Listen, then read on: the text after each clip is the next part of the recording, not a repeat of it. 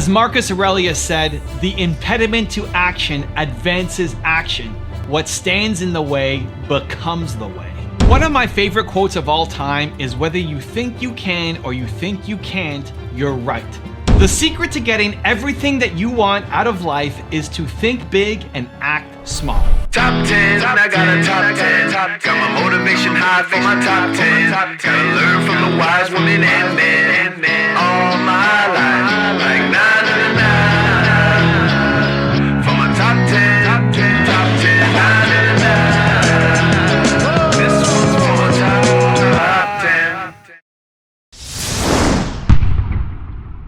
Need motivation? Watch a top 10 with Believe Nation. Hey, it's Nina Carmichael, and this channel was created to help you overcome the #1 challenge that is holding you back: a lack of belief in yourself. You watch these videos because you know there's something more inside you as well. You've got Michael Jordan level talent at something. So get ready, change your perspective, craft your GUANDAO, don't stay in mediocrity. With my husband, Evan Carmichael, and our take on his top 10 rules for success to give you motivation, confidence, and belief that you need. So let's kick it off with rule #1, change your perspective. The difference between you hating and loving your life is perspective. As Marcus Aurelius said, the impediment to action advances action. What stands in the way becomes the way. That negative situation that you're facing right now will define you. Either you succumb to it and you hate your life forever, or you rise above it and it becomes the greatest blessing of all time. The choice is yours, and I'm going to show you how to conquer it. So you may have noticed that I have this armband on, this really colorful armband. What's the story? I have this on as a reminder to stay in a beautiful state. It's a reminder to myself every day. Now, naturally, I'm pretty optimistic and happy and positive, and I've trained and worked on myself to be even more optimistic and happy and positive, and consume things that make me even more happy and optimistic and positive. But there's still some times that I feel negative. There's still some times that I'm not proud of myself. The classic example for me is when I get interrupted. If I'm working on something and I'm in the zone and I'm focused and I'm building momentum and somebody interrupts me, I can be really short. I can be really rude. I'm not gonna say anything offensive or something that I would regret, but I could be short and rude, and I want to change that. I don't want anything to knock me out of my beautiful state. At least that's my ambition, that's my intention, that's my goal. If I can get closer to it, I'll be pumped. It's the perspective shift. And so part of my daily routine is I put this on. I don't sleep with this on. At night I'll take it off, and then part of my morning routine is I'll put this on, and it's a reminder as I put it on that I want to stay in a beautiful state today. That I might get interrupted, but I want to be proud of how I deal with it. And then I look at it every day. It's hard not to, right? It's not just some little tiny, wristband. It's giant, and it's colorful, and it stands out, and it's a reminder every day as I'm typing. I see it there. I go, yeah, beautiful state, let's go. It also something that when I'm talking to people, they'll ask me about it because it's a conversation piece. Why am I doing it, right? People are curious. They want to know. And so every time somebody asks me about it, it's a chance to tell the story again. And in telling that story, even now as I'm telling this story, it reinforces for me, this is why I have it on. This is why I'm doing what I'm doing. And so having some kind of trigger that brings that up, it really works for me. I think it could work for you as well. Rule #2, craft your GUANDAO. George Bernard Shaw famously said, "The reasonable man adapts himself to the world. The unreasonable one persists in trying to adapt the world to himself. Therefore, all progress depends on the unreasonable man." The entrepreneurs who win are the unreasonable women and men who are trying to make a difference. You're different. You don't fit in. Stop trying to. Instead, make the world adapt to you. I want to tell you a story about Guan Yu and his GUANDAO. Let me get my prop. So, this is a heavy statue made of bronze. Let's hope my desk doesn't collapse from this. We good? Can we see? Okay, good. This is Guan Yu. Guan Yu is a legendary Chinese general, god of war, and he was a huge man in Chinese history. He was huge by stature, giant. He was bigger than everybody else that he was fighting against. So when he was getting started in fighting, when people gave him a regular sword or staff or spear, it was so light for him. It was too easy for him because he was such a giant beast of a man. And so instead of just taking the tools that everybody else was using, he made his own weapon called the GUANDAO. It's this crazy thing right here. It's this crazy, staff with a giant blade on the end of it. GUANDAO. Nobody else could lift this thing because it was so heavy. But he had it crafted for him because he could lift it, and it made him even more powerful than everybody else because he had this giant weapon that he was using in all of his fights. That's what I think entrepreneurs need to do. That's what you need to do. You are a genius. You are Michael Jordan at something. You are Guan Yu at something. The greatest fighter in China at the time, right? That's you at something. And for you to win, you need to have your own GUANDAO. You need to craft your weapon, craft your business, craft your habits, craft your activities, craft the people around you so that you can leverage what you're naturally great at. I make videos, right? I love having my own message. I love DJing content. It's what I love doing. I can make 4 videos a day across my channels because I have a team of people who help create all of this stuff. If it was just me doing everything, I would not be making the content that I am. I built the business around me, what I'm great at, what I love doing, what I want to continue to excel and improve at. You need to find the same thing for you. You are a Guan Yu. You are a Michael Jordan. It's time to embrace that. And then create something that hasn't been created before. That's what entrepreneurs are doing. Create your GUANDAO to let you do what you're so good at an even higher level. Rule number 3, don't stay in mediocrity. If you are the most ambitious person that you know, you are going to play small for life. Look around at your friends, your family, the people that you hang out with. What do they want out of life? If you're the one always pushing them and no one's pushing you, guess what happens? You don't get the push that you need and you stay in mediocrity, being the best in a group of unambitious people. So I just came back from an event in Florida that I was doing a keynote at, and at the end, I challenged an entrepreneur who showed up to make some changes on his YouTube channel. We met over dinner. I helped him with his YouTube channel. It was him and his business partner sitting there, and I said, by tomorrow, here's what I want you to do. I want you to go in and make sure you have these things updated. And he said, yes, I'll do it. I said, it's important to do it by tomorrow because I'm still here. I'm still here in the morning. If you need anything, you can ask me face to face while I'm still here before I fly home to Toronto. Yes, I'll do it. Next morning comes around. We show up in a meeting. I got a meetup happening. We got, 30 people who showed up to meet with me. And I see him out of the corner of my eye sitting at the back of the room. And I say, hey, did you do the thing that I told you to do? And he said, no, I didn't do it. I said, why? What happened? He said, well, we were doing lots of other stuff. It's been a full day. We had this entire day of speaking and meeting people. And then so much information. Went home. We were doing all this kind of work. Okay, great. But what about the promise that you made to me to do it? And then his business partner chimes in and said, it's actually my fault. I told him, Evan's probably not going to notice. He's not going to remember. Don't worry about it. We'll take care of it when we all fly back home. And so I told him, don't let your business partner's low standards prevent you from moving forward on the things that you said you were going to do. Staying committed to the thing that you say you're going to do, your word to yourself, is the whole game. Forget about what you just say to other people. What do you do for yourself? Because we're often looking for no's. We're often looking for somebody else to give us a break, right? He's been working hard, and he is. And I know him, and I know his business partner, and these guys are not slackers. They're not slackers. And I was poking a little bit at his business partner, saying his low expectations, his low standards. But in this situation, it was true. The entrepreneur that I was speaking to said he was gonna do this thing by tomorrow morning before he came and went to my event. He would do it. And his business partner says he's not gonna remember. Don't worry, we've worked too hard already. Let it go. We'll do it when we get home. And they would do it when they got home. I know they would. He's looking for the reason not to do it. When you say you wanna hit the gym, when you say you want to hit these business goals, when you say you want to have this outcome and be proud of the effort that you put in every day, when you say that you're going to do something, there will be moments where you want to let yourself off the hook, where you say, I work so hard, or I'm so tired, or I deserve a break, right? This is the language you use to yourself. And so when that happens, you're looking for affirmations from the people around you.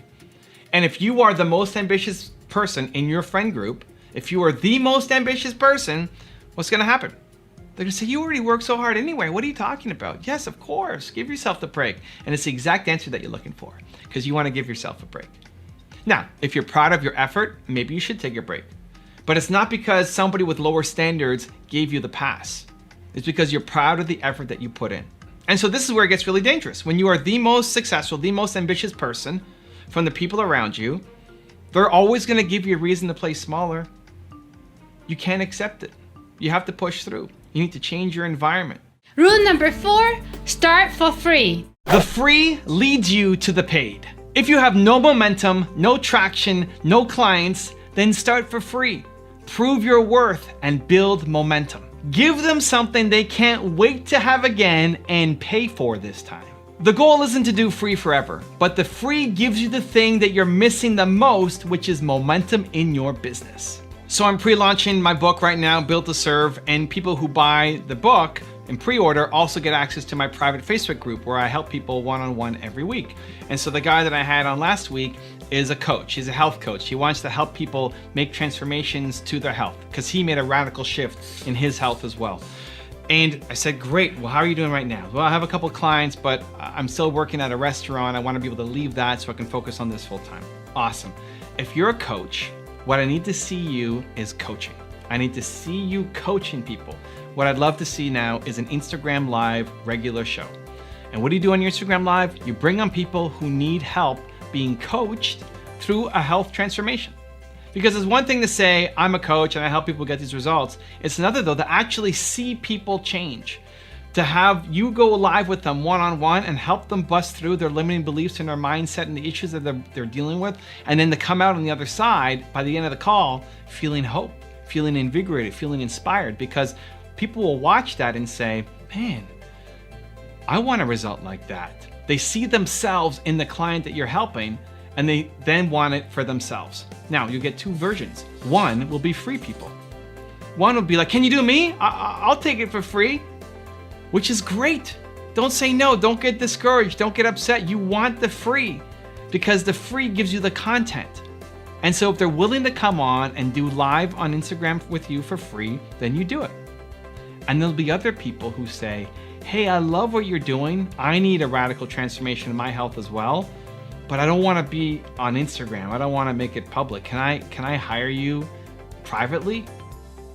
Bingo, right? That's what we're looking for. That's when you start getting paid. The free leads to the paid. If you want to have more confidence and motivations, check out our 254 series. The link is in the description below. And what you need to do is inoculate yourself against the judgment and learn to take action on your ideas, because the alternative is a life filled with regret. It's got to be your life's work. If you only had to write one book ever in your life, this is it, and it's got to be amazing. Find whatever the smallest first step is, and then the smallest next step is, and continue to build those steps. And when you look back, you'll have realized that you made some pretty significant progress. Rule number 5, focus on the right thing. One of my favorite quotes of all time is, whether you think you can or you think you can't, you're right. It's usually attributed to Henry Ford. From all of the videos that I've made, all of the successful people that I profiled, from industry titans to monks, one of the things that they all have in common is the ability to focus on the things that they can do to improve their situation. There are a million reasons why your idea will not work out, and 8 while it will. Successful people focus on the 8 reasons why it will succeed, and unsuccessful people focus on the million reasons why it won't. So it's time to decide, which one are you? Rule number 6, stop making excuses. Smart people come up with really smart reasons why you can't do something. And it's true, there are a million reasons why you will not win. A million reasons. But there are 8 reasons why you will, and you have a choice. This is an important choice you have to decide. Are you going to focus on the million reasons why you are not going to win, or on the 8 why you will? So let's talk about being an introvert. I'm an introvert. I still am an introvert. I own my introvertedness. That often doesn't come across. You may not believe me. You might see these videos and think, Evan is so extroverted, type A personality. I'm not.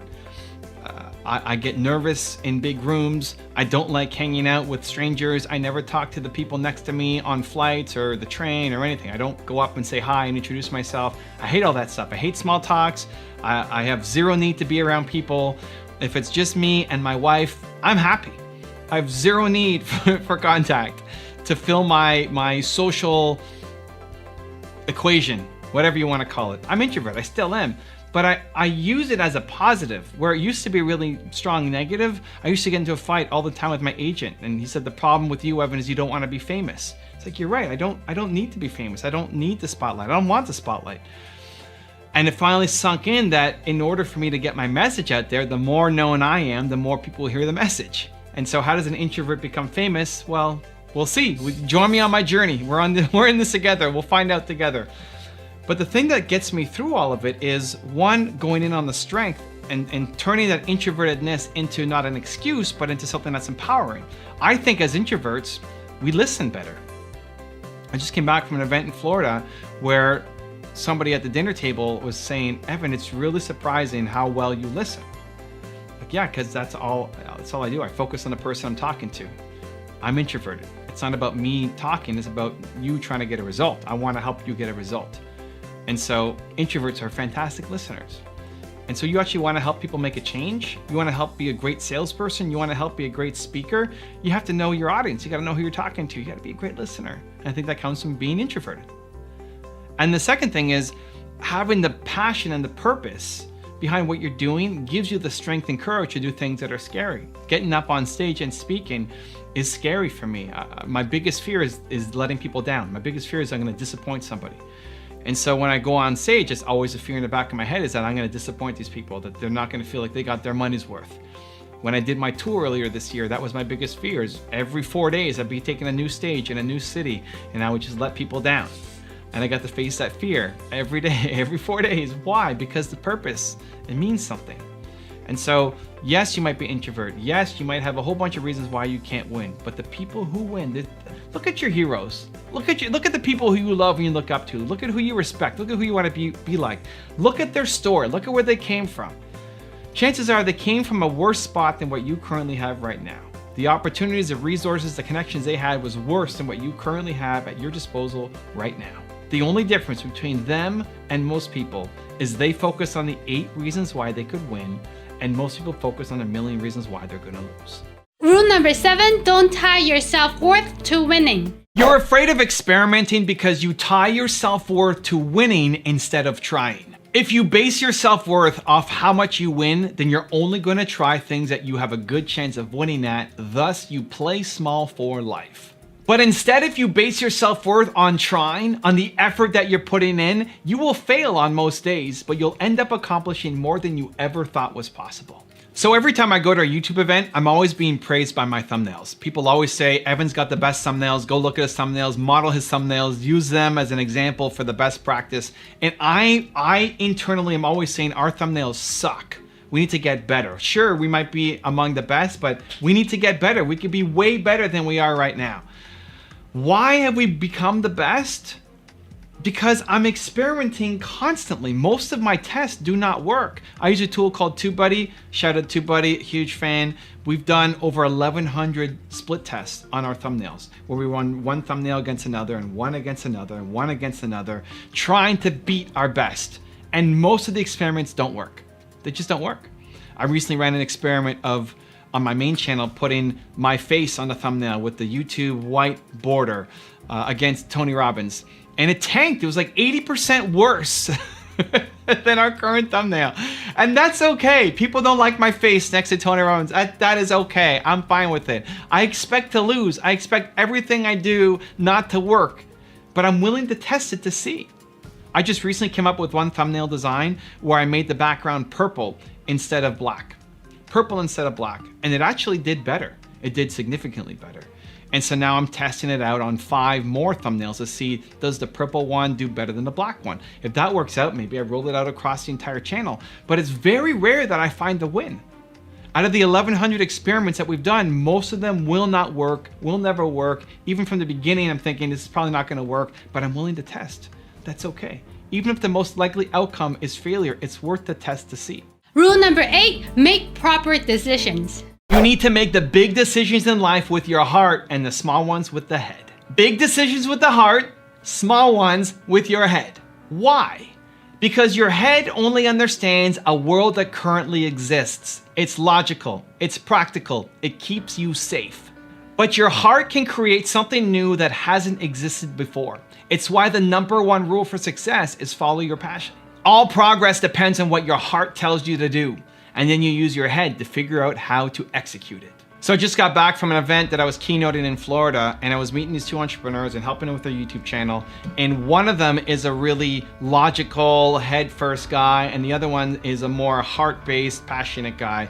And they were asking me, so they're partners in the same business, and they're asking me, what's more important, logic or emotion? Logic or emotion? And they're obviously the guy who's logic-based thinks logic is the most important, and the guy who's emotion-based thinks emotion is most important, right? You want to think that what you're great at is the most important thing. And I told them it's macro emotion, micro logic. Macro emotion, micro logic. You need to do both. So as I'm looking at their YouTube stats, I'm going deep into YouTube. I'm telling them all the data they need to know. I'm looking at the numbers and explaining your audience retention sucks here, we need to fix it. The percentage of subscribers coming to your channel is too low. All of this stuff. We're going deep into all their analytics. I can talk numbers for days. I love numbers. I love making data-driven decisions, but it's not the macro. The macro is the heart. The macro is, why are you on YouTube, right? Why am I on YouTube? Why am I making videos? That's the macro. And then you use your head to figure out the how.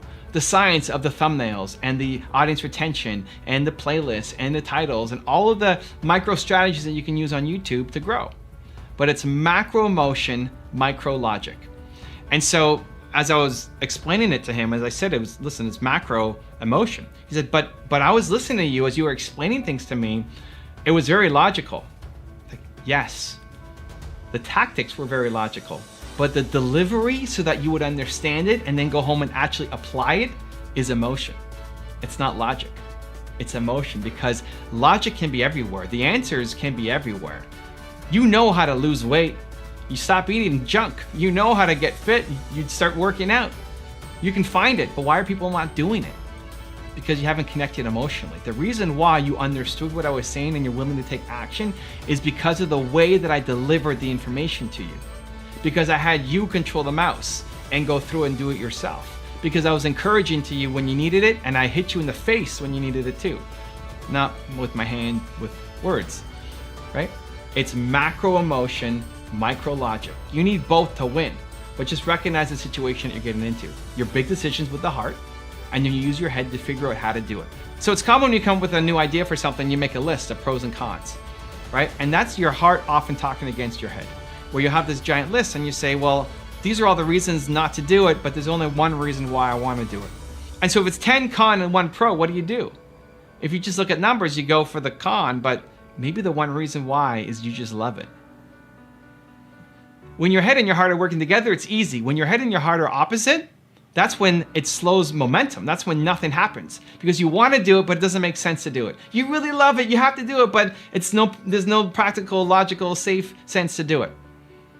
You need to get them aligned. Your heart needs to say, listen to me, brain, we're going. Now help me figure out how to get there. We're jumping. Now let's figure out how to make our parachute on the way down. That's how it is. Big decisions with the heart, small ones with the head. Rule number 9, think big and act small. The secret to getting everything that you want out of life is to think big and act small. Think big. Have a huge dream. Create a vision for yourself that excites you, that you want to make happen. And then act small. Don't let the big dream be so big that it becomes so scary and you never start. Find the smallest possible way to just get started. Think big, act small. Otherwise, your dreams will stay exactly that. Rule number 10, just do you. You don't do you because you're afraid of negative judgment. You're afraid of what your family will think. You're afraid of what your friends will think. You're afraid of what total strangers will think. You'll sing in the shower, but you won't sing outside walking down the street. Why? It's not because you're afraid of failing. It's because you're afraid of failing in front of other people. Until you crush that fear of judgment from other people, you will never accomplish the big goals in your life, and today I'm going to show you how. So last weekend I was in Dallas. I was doing a speech at Video Marketing World, which is a fantastic event put on every year in Dallas, where some of the top video creators come to try to help other people who are trying to get started in video marketing, build their business. And I had a really important session at the front, and I was nervous going into it because I just made a big move on my YouTube channel. My main channel, I split into 8 or 9 multiple different channels. So now instead of just running my main channel, we got channels like this, which is dedicated to its own channel. Now, when I was thinking about doing a move, it was recommended to me by Matt Geelan, who's one of 5 people who I would really listen to for YouTube advice. There's 5 people in the world who said, Evan, you suck on YouTube. Here are the things that you should do to get better, right? I'm at the cutting edge. There's 5 people who I'd listen to. One of them is Matt Geelan, and he told me to split up my channel. Another one of the 5 is Jeremy Vest, and he told me don't do the split up. I've known Jeremy for a number of years. He's helped me a lot. I've helped him a lot. I really respect his opinion. He said, do not split up the channels. It's better to keep them all on one channel. And so I'm faced with the dilemma, which one do I do? And I decided that I'd rather know and fail than not know, that I would rather do it because I know what my channel looks like now, having all the videos on one channel. I know what that looks like. I didn't know what having multiple channels look like. And so I'd rather know and fail than not know. But here's the thing. Why do I tell this story? Because when I'm in Dallas, the person who was putting on the event was Jeremy Vest. The guy who told me not to split up the channels. The guy who said, this is a mistake, you shouldn't do it, you should keep all the videos on one channel. And what did I end up doing? I did the opposite, right? I did what Matt said and not Jeremy. And so I knew this question would come up when I was on stage because everybody there knew that I had split up my channels and was wondering how it would work out. And my default response, as I thought about it, was I don't want to go deep into the story because Jeremy is here in the room and this is his event. He's not just attending, he's hosting it. This is his event. I don't want to make him feel bad. I don't want to make it seem like he's on a spot or that I wouldn't want to listen to his advice because I love him and respect him and I love hearing his perspective. But the fact that I was afraid of it meant that I had to do it. That's something that I've trained myself to do that I want you to train yourself to do as well. That the fact that you are afraid of what somebody else is going to say or think means you have to do it. You have to step into it. You can't teach yourself that when you think of something and you're afraid that you play small. It's better not even to think about it. It's better not to catch your insecurity. When you catch it, you have to train yourself to go off and do it. And then I default to thinking, okay, well, how can I do this in a way that is respectful to Jeremy, that is loving to Jeremy, that I can show people how much I appreciate his feedback, that I don't make him look bad at his own event. How can I do that? And then that question asking leads you to better answers. And so it came up, just like I thought it was gonna come up. And I talked about it, and Jeremy wasn't offended, and Jeremy did not look bad. And I accomplished my objective. And I did it, made myself feel proud because I was nervous, because I was afraid. And so that's what I want to teach you, that the next time that you're afraid, that the next time you're feeling small, the next time you're worried about somebody else's opinions of you, that you go and you take action, that you do the thing. Because you cannot play small for life. If you are worried about what people think of you, you will never accomplish the big goals in your business because you have big goals. You're an entrepreneur, you want to do amazing things. You have big ambitions. That will never happen if you're afraid of what one person is going to think of you. Now I've got a very special bonus clip that I think you're gonna enjoy. But before that, it's time for the 3-point landing questions. Let's go from just watching a video to taking action. Here we go. Question number 1, how will you change your perspective today? Question number 2, what is the one thing that you're gonna focus on this week? Question number 3, what is it that you're gonna start to do for free? And if you made it this far in the video and promise to taking action after watching, I will celebrate with you. Give me a #believe in the comment below.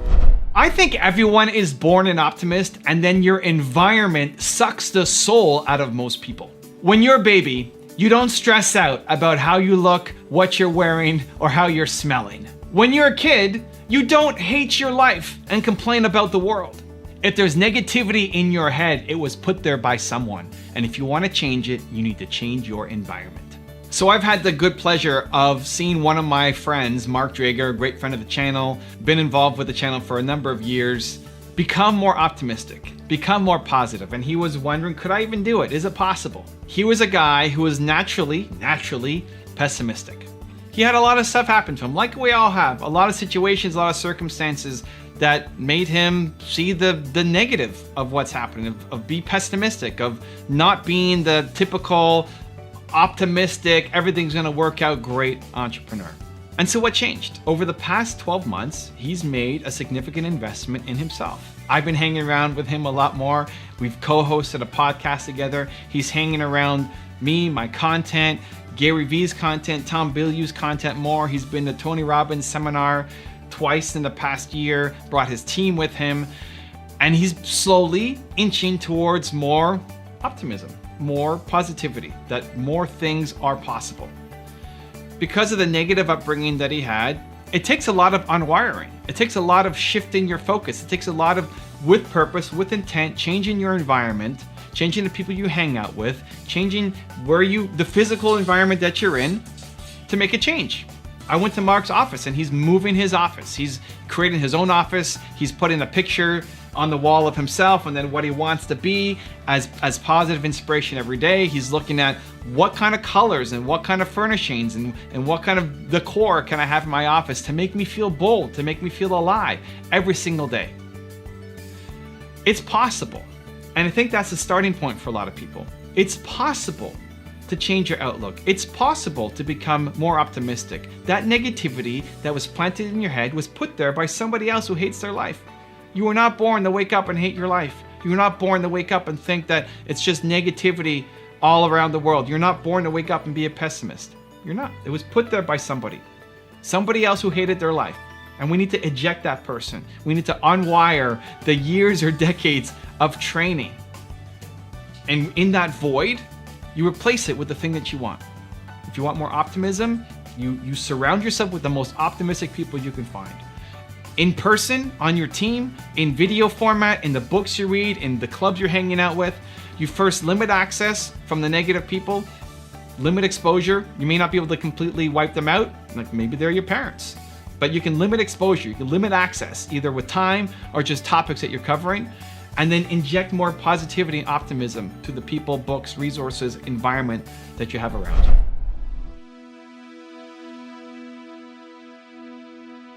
If you want to see more of my husband Evan Carmichael's top 10 rules for success, check out the video next to me. I think you're gonna enjoy. I'll see you there. And continue to believe. The problem isn't that you're not a genius, that you're not talented, that you don't have wisdom and abilities and resourcefulness